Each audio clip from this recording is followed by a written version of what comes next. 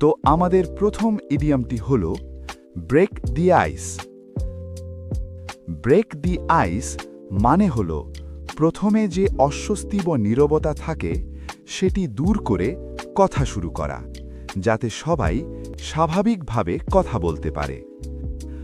আরও সহজভাবে বোঝাতে গেলে প্রথমে লজ্জা বা অস্বস্তি দূর করে কথোপকথন শুরু করা।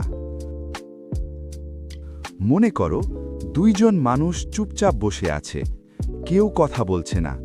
তারপর কেউ একজন কথা শুরু করল, ফলে প্রাথমিক অস্বস্তি দূর হয়ে গেল।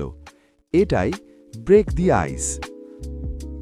চলো একটা সহজ উদাহরণের সাহায্যে জিনিসটা বুঝে নেওয়া যাক।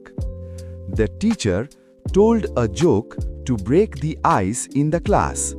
অর্থাৎ শিক্ষক ক্লাসে অস্বস্তি দূর করতে একটি কৌতুক বললেন।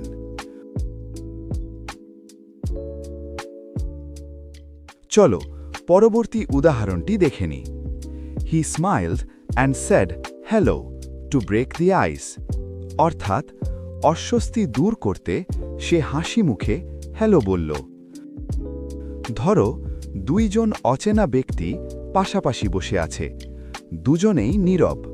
হঠাৎ একজন বলে উঠল হ্যালো, অর্থাৎ সেই ব্যক্তি নীরবতা ভাঙল।